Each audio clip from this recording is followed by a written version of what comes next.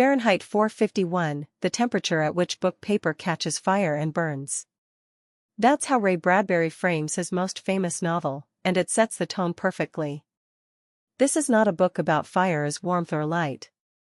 This is about fire as destruction, and about what happens to a society when it chooses ignorance over knowledge. The story takes place in a near-future America where books are illegal. Not just frowned upon, outright banned. Owning one can get you arrested. Reading one can ruin your life. The government insists it's for the public's happiness. Books make people think too much, they cause conflict, they upset people with uncomfortable ideas. Better to keep everyone entertained, distracted, and content. To enforce this, there are firemen, but they don't put out fires. They start them. Their job is to hunt down hidden books and burn them to ash. Guy Montag is one of these firemen.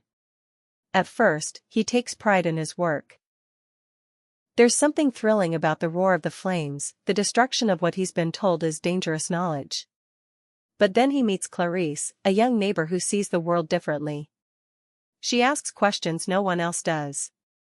"Are you happy?" she asks him one night. It's such a simple question, but it unsettles him more than he wants to admit.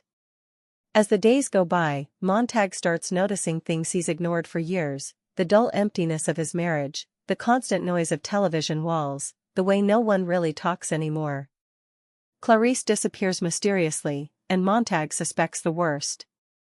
Then comes the turning point. During a raid, an old woman refuses to leave her books. Instead, she lights the match herself, burning alive with them. Something in Montag breaks. He starts secretly stealing books from the homes he's supposed to destroy. He doesn't even know exactly why, only that he feels there's something important in them, something worth saving. But secrets don't last long in a world built on surveillance and fear. Montag's own wife betrays him, and his boss, Captain Beatty, tries to talk him back into obedience. Beatty is fascinating. He knows books, even quotes them, but twists their words to argue why they're dangerous. He claims books contradict each other, confuse people, and ultimately make them unhappy. Better to keep life simple, shallow, and controlled. Montag can't accept that anymore. He turns his flamethrower on Beatty and flees the city, becoming a fugitive. He follows a river out to the countryside, where he meets a small group of rebels, not armed fighters, but book people. They've memorized entire works so that even if the paper is destroyed, the words live on in their minds. They wander the land, waiting for a day when society is ready to listen again. That day might come sooner than expected. In the final moments, the city is destroyed in a sudden war, one the distracted, entertainment-addicted citizens never saw coming. Montag and the book people set out toward the ruins, ready to help rebuild. When Fahrenheit 451 was published in 1953, it stirred immediate debate. Some read it as anti-government propaganda, others as too radical, others as dangerously subversive. Ironically, it has been banned and censored multiple times, often in schools. For reasons ranging from offensive language to political themes to depictions of violence. In one famous case, an edition used in schools was quietly edited to remove words and passages, something Bradbury protested fiercely. Bradbury always said the novel wasn't only about government censorship. It was about a culture that chooses not to read. In his view, television, mass media, and shrinking attention spans were just as dangerous as any authoritarian law.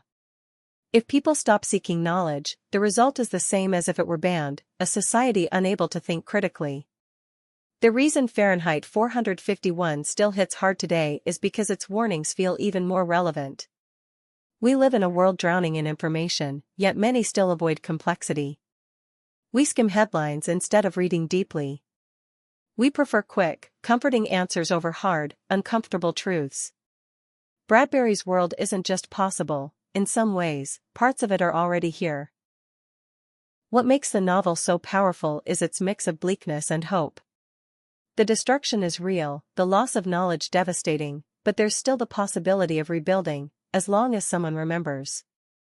The book people aren't warriors in the traditional sense, but they're fighting the longest battle, keeping human thought alive. The question Fahrenheit 451 leaves us with is simple but unsettling. If every book were burned tomorrow, what knowledge would survive in you? And maybe more importantly, do you care enough to pass it on?